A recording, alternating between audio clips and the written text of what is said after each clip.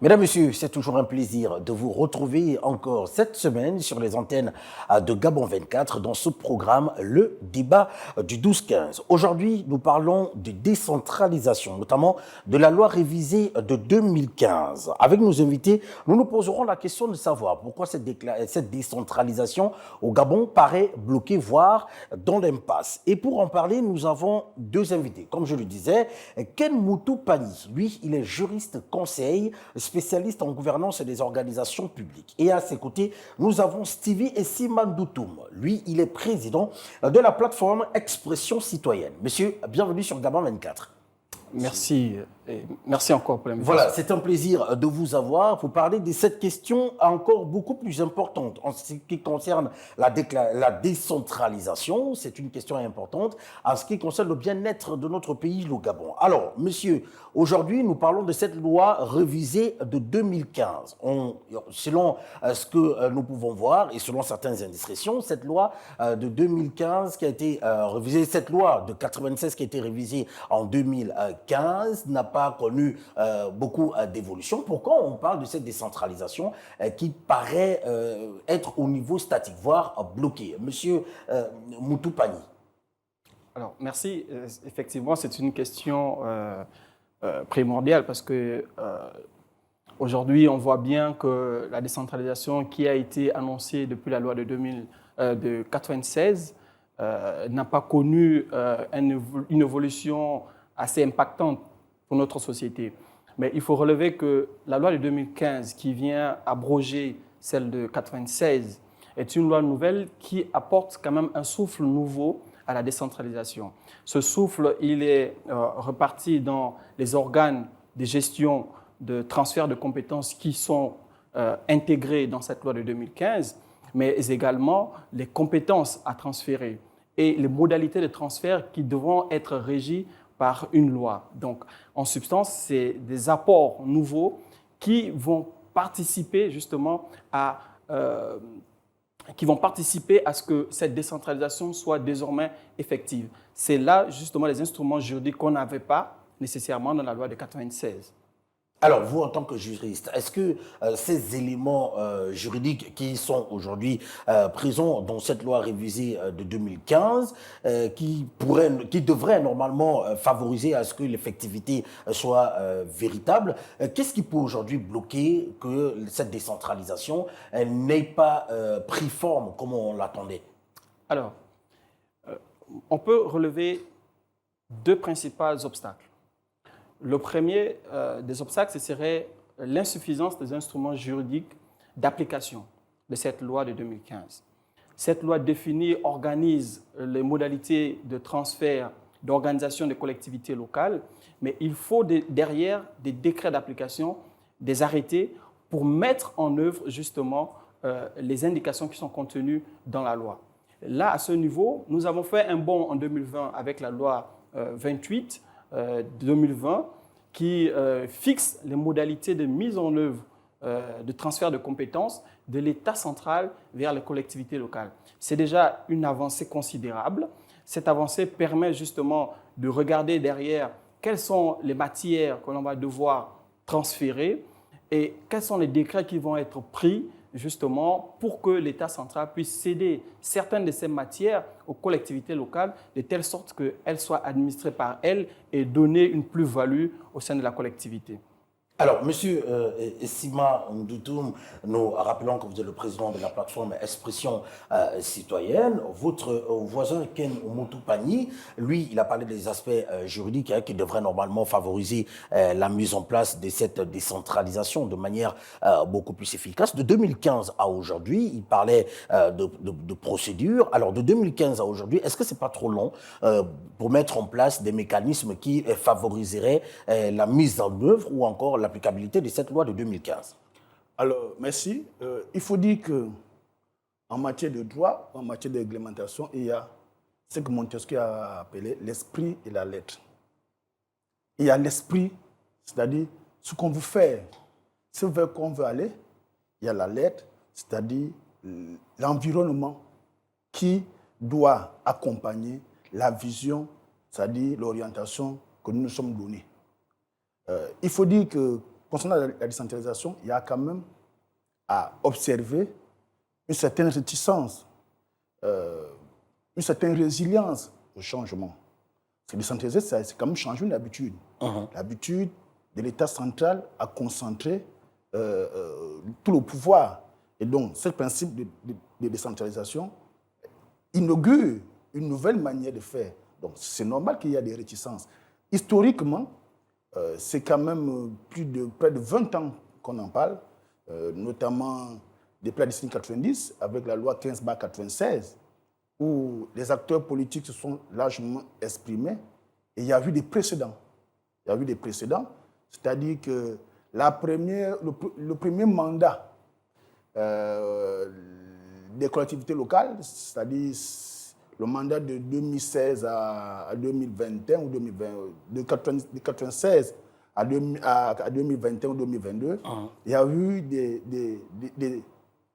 une tentative de l'État central à autonomiser, du point de vue financier, les collectivités locales. Et il y a eu donc un précédent qui n'a pas milité beaucoup en faveur d'une décentralisation totalement effective. Parce qu'on a eu quand même affaire à, il faut le dire, à certains détournements, à certains dysfonctionnements. Est-ce que vous êtes en train de nous faire comprendre très clairement qu'il s'agit là d'une volonté politique pour mettre en place cette loi, pour que cette loi de 2015 puisse rentrer véritablement en vigueur et que nous puissions avoir une véritable décentralisation? C'est une volonté politique. C'est pourquoi il faut... Ça veut dire que tous les instruments sont réunis. Oui, mais le juriste vient de nous décliner la nomenclature. Qu'est-ce qui bloque? Si ça ne bloque plus au niveau du droit, c'est que ça bloque quelque part. Mais il faut lire l'interculturalité. L'interculturalité, c'est que quand même le dépositaire du pouvoir central pose quand même des conditions à ce transfert qui sont des conditions de bonne gouvernance. Et donc, s'il y a un soupçon de bonne gouvernance, c'est normal qu'il y ait une certaine réticence à concéder tout de suite et vraiment de façon effective cette décentralisation-là. Mais au-delà de ces querelles, qui sont des querelles politico-juridiques, la décentralisation est quand même importante. Parce que la décentralisation aide à l'État ce que les racines sont à un arbre, c'est-à-dire un support indispensable. Donc nous devons sortir de ces querelles juridico-politiques pour comprendre le bien fondé de la décentralisation, mais surtout la nécessité pour l'État d'implémenter une décentralisation qui soit un levier important pour le développement de nos localités et de nos territoires. Le Gabon des territoires, c'est le Gabon qui va faire émerger ces localités à travers un développement harmonieux. Et la décentralisation inaugure un cycle de management qui est la gouvernance locale. La gouvernance locale devrait donc permettre de faire en sorte que sur l'aspect endogène des politiques publiques, les acteurs soient plus au contact de ce qui sera fait pour eux et à partir de là, comprendraient mieux l'enjeu de mener à bien telle ou telle politique publique. Parce que le principe de gouvernance locale suppose le principe d'endogénéisation à la fois des acteurs, des politiques, des programmes, finalement de l'écosystème qui militerait favorablement à faire en sorte que les projets structurels qui engagent telle ou telle localité soient des projets qui soient menés à terme et qui soient efficiemment bien articulés. Donc c'est cela aujourd'hui. Et je pense que nous, en tant que citoyens, c'est ce vers quoi nous souhaitons que les autorités aillent, c'est-à-dire de sortir de ces querelles juridico-politiques pour comprendre qu'aujourd'hui, on parle de la question du chômage. La décentralisation, c'est un levier important. Oui, nous allons y arriver, monsieur Essima Ndoutoum. Monsieur Moutou Pagny, votre voisin de gauche nous fait comprendre très clairement que c'est une volonté politique qui freine la mise en œuvre véritable de cette décentralisation au niveau du Gabon. Si on n'a pas véritablement la décentralisation, quel est le mode de gestion que nous avons aujourd'hui sur le territoire national? Si on ne parle pas de décentralisation, on parlera de quoi? Alors, parce qu'on voit bien que à l'intérieur du pays, il y a les élus locaux, il y a des administrations publiques qui s'y trouvent. À partir de cet instant, de quel mode de fonctionnement parle-t-on? Mais on parle du mode de fonctionnement de la décentralisation, monsieur. Il faut comprendre que la décentralisation, je l'ai dit tantôt, est un processus. C'est un processus de transfert de compétences de l'État central vers les collectivités locales. Et donc, c'est progressif. C'est matière par matière, après s'être assuré des instruments juridiques nécessaires pour encadrer l'action des collectivités locales. Ce que nous vivons au Gabon, c'est une décentralisation, mais qui n'est peut-être pas à son apogée. C'est ça qu'il faut peut-être dire. Et il faut dire que peut-être la volonté des politiques a été très réticente de 1996 en 2015, parce que véritablement, la loi de 2015 vient amener des instruments nouveaux qui permettent justement l'opérationnalisation de la décentralisation. J'en veux pour preuve qu'après 2015, il y a eu quand même en 2020 la loi 28 qui fixe les modalités de transfert de compétences. Et ça, c'était un outil très important parce que c'est la loi justement qui a eu cette compétence-là, dévolue par la loi 2014, en son article 222, d'accord? Et donc, finalement, on se retrouve avec un début de quelque chose à partir de 2015, une effectivité à partir de 2015. Et aujourd'hui, nos municipalités, nos collectivités, comment est-ce qu'elles fonctionnent? Elles fonctionnent sur la base de ce texte, de la loi de 2014. 1/2014, de 2015, relative à la décentralisation. C'est sur cette base que nos collectivités aujourd'hui fonctionnent. Donc, la décentralisation est effective, mais peut-être pas à son apogée, parce que c'est progressif, comme je vous disais tantôt. Aujourd'hui, on devrait plutôt parler des questions de matières à conférer encore davantage à nos collectivités. Quelles sont les matières que l'on voudrait encore donner à ces collectivités? Est-ce que ces collectivités ont une organisation dédiée, c'est-à-dire un personnel qualifié, des outils techniques qui permettent justement d'exécuter ces missions-là? Et dans la loi 1/2014, la solution a été toute trouvée. Il y a un certain nombre de principes qui ont été dégagés par le législateur qui permettent d'encadrer justement ce processus-là. Transfert de compétences doit s'arrimer avec transfert de moyens. Mais c'est quand même... Et de ressources. Oui, si vous le dites, monsieur Pagny, vous le dites si bien. Maintenant, si tous ces instruments sont réunis et qu'il y a, vous dites bien que nous sommes dans une forme de décentralisation, même si ça n'a pas encore atteint son apogée, des années 90, notamment de 1996 à 2024, ça fait quand même beaucoup pour parler de la mise en œuvre d'une loi qui a été bien pensée, qui a été mûrie et que tous les instruments juridiques ont été réunis. Non, effectivement, je conviens que l'attente est peut-être très longue. Je ne justifie Puisque pas... nous parlons encore de cette décentralisation et qu'elle n'est pas véritablement à son apogée. Oui, effectivement, je ne justifie pas le retard accusé. Effectivement, il y a un retard qui a été accusé dans l'exécution de cette loi parce que la loi de 1996, justement, avait des verrous. Ces verrous-là, en fait, c'était un faux semblant de pouvoir donner le pouvoir aux collectivités, mais en gardant toujours les ficelles. Or, celle de 2014 a fait un gros bond en avant, et on a vu la création, par exemple, vous montrer que les choses ont bougé. La création de commission nationale de la décentralisation, c'est régi par la loi 1/2014. Le comité national de suivi de la décentralisation, et récemment même, il y a eu justement un colloque à la mairie de l'Hôtel de Ville, pour ce qui est de la région de l'Estuaire, de la province de l'Estuaire, il y a eu un colloque dans ce sens où il fallait discuter avec les sectoriels du pouvoir central, donc ici les administrations, les ministères, pour voir quelles sont les compétences que ces ministères peuvent délaisser au profit des collectivités territoriales. Il faut le dire que nous sommes un État assez jeune. C'est un mode de fonctionnement que nous sommes en train d'expérimenter. On essaie de s'entourer plus ou moins de tous les mécanismes qui nous permettent de ne pas faire chou blanc.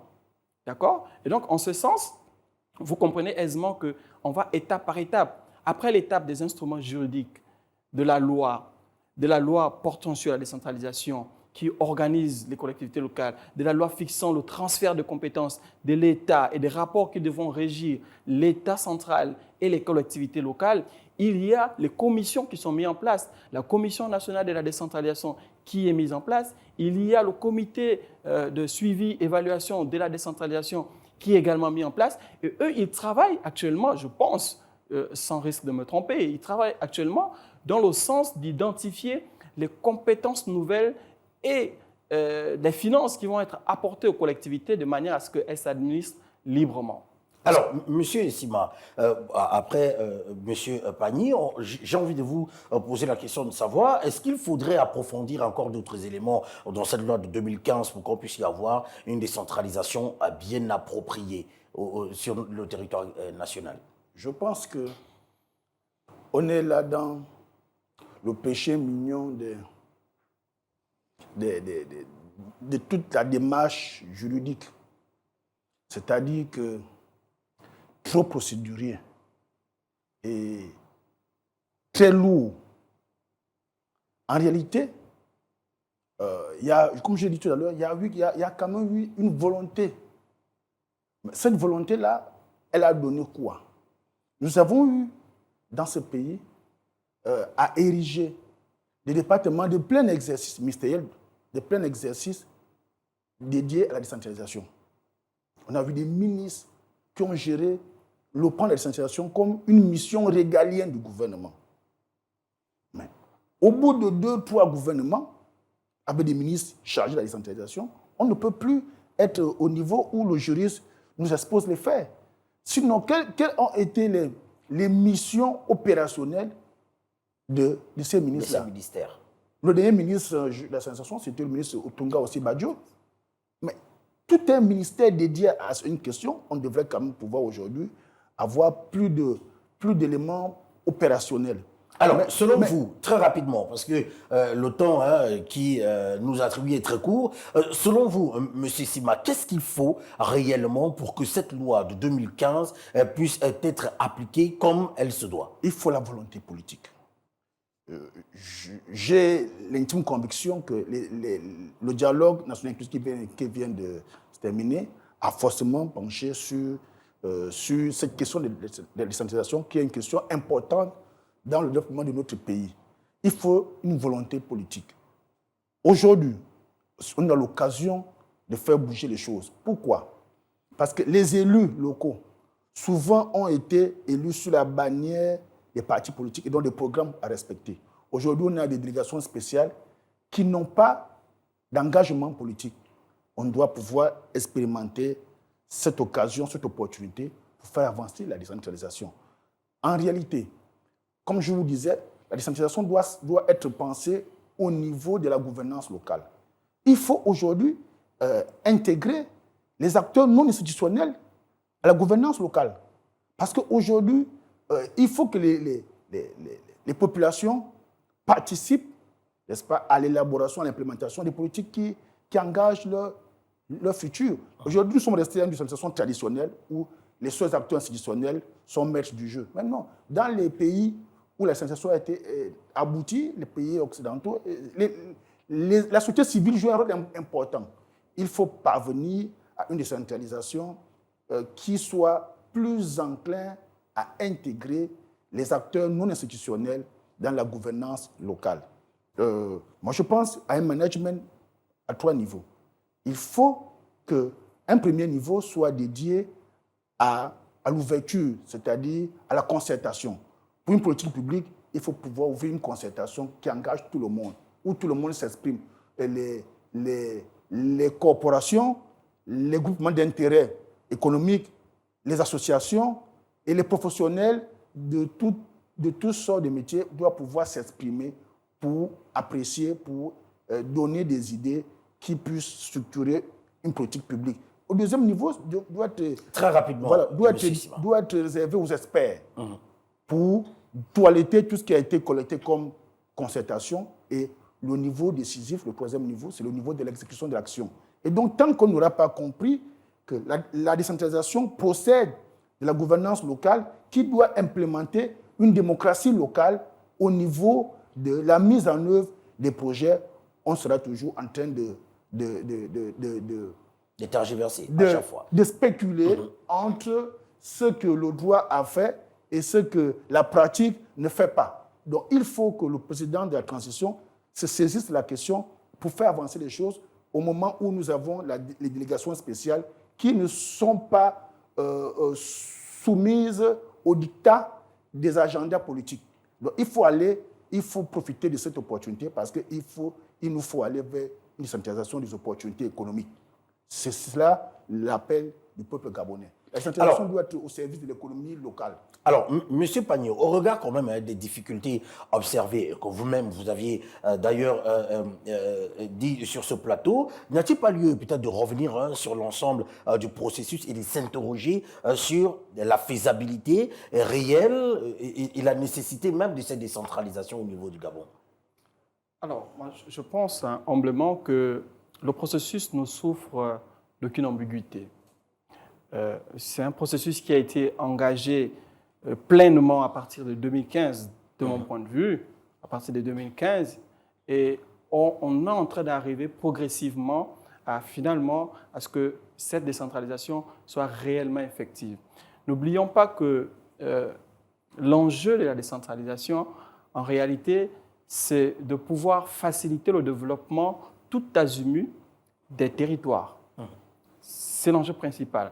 Et également de rapprocher le cadre institutionnel des décisions aux citoyens, de telle sorte que ces citoyens-là participent à la vie de la nation.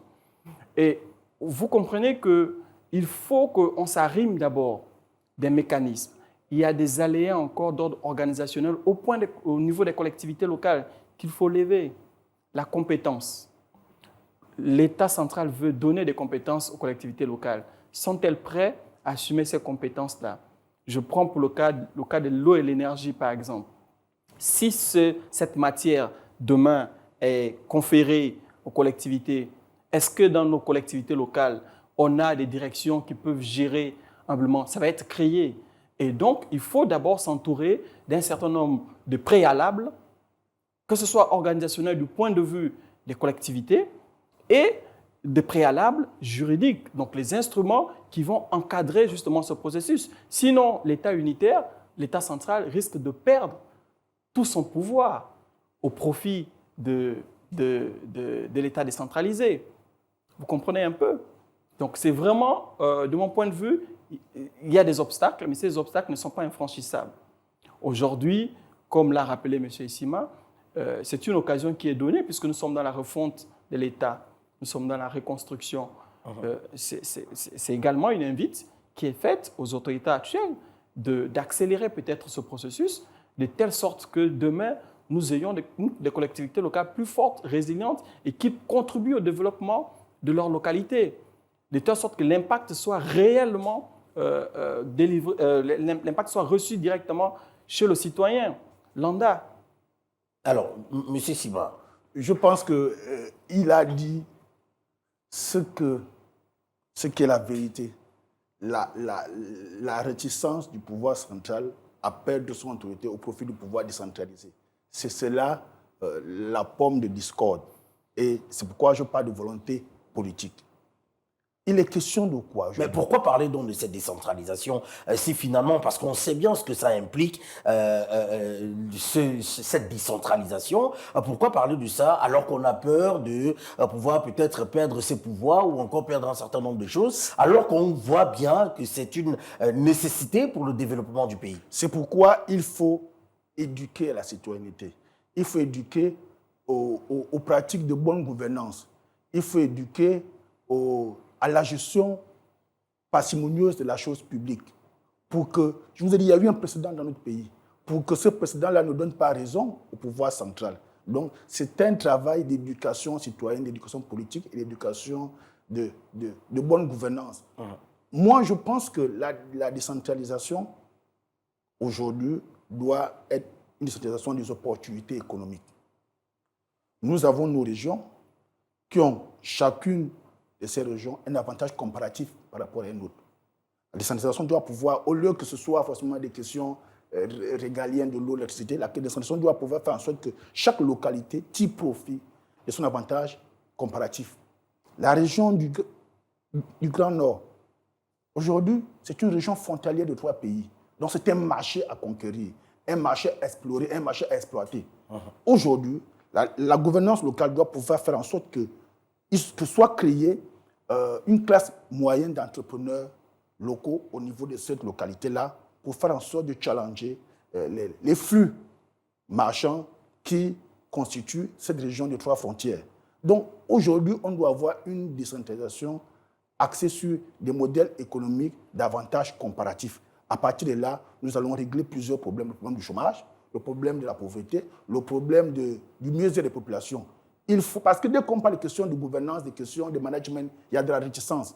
Mais personne ne peut être réticent à faire en sorte que le Gabon capte des niches économiques qu'il y a dans une région aussi frontalière que la région du Nord. Et même d'autres régions du Gabon qui sont frontalières à d'autres pays frères. Nous devons pouvoir tirer profit de ce que... Aujourd'hui, on parle d'Azélekaf. La région du Wellington peut être une porte de sortie pour le Gabon pour aller concurrencer dans le cadre de la zone de libre-échange continentale. Donc il y a comme ça là, plusieurs idées que nous devons implémenter, mais la décision doit... Pourquoi j'ai dit que l'aubaine des délégations spéciales qui ne répondent à aucun agenda politique doit pouvoir nous donner la chance d'implémenter ces choses-là. Et c'est là l'interpellation respectueuse qui est faite au président de la transition pour dire, monsieur le chef de l'État, saisissez-vous de cette question et faites en sorte que le Gabon se positionne concurrentiellement sur les différentes niches d'opportunités. Aujourd'hui, on a vu beaucoup... Très rapidement, M. Simba, parce que nous sommes à la fin de l'émission. Une région comme Gamba, qui est restée pendant des années sous biberon de Shell Gabon. Dès que Shell est parti, Gamba, aujourd'hui, c'est fini. Or, Gamba, c'est une niche économique en termes de l'écotourisme. Aujourd'hui, un modèle économique viable pour faire ce que par décentralisation, Gamba, aujourd'hui, capte toutes les niches de croissance qu'il y a dans le domaine de l'écotourisme, qui est aujourd'hui une question internationale qui est prisée par les porteurs de capitaux. Mais pour que cela se fasse, il faut une volonté réelle des politiques pour que nous puissions avoir cette décentralisation effective sur le territoire national. Merci, monsieur, d'être passé sur ce plateau. Je rappelle à nos téléspectateurs que nous étions avec Ken Moutou Pani, qui est juriste conseil, spécialiste en gouvernance des organisations publiques. Et à ses côtés, nous avions également Stevie Essima Doutoum, qui lui est président de la plateforme Expression Citoyenne. Merci, monsieur, d'avoir accepté notre invitation cet après-midi. Merci. Et merci à vous, chers téléspectateurs, d'être restés en notre compagnie. Continuez à suivre les programmes de Gabon 24 qui se poursuivent sur nos plateformes sociales. Au revoir et à très vite.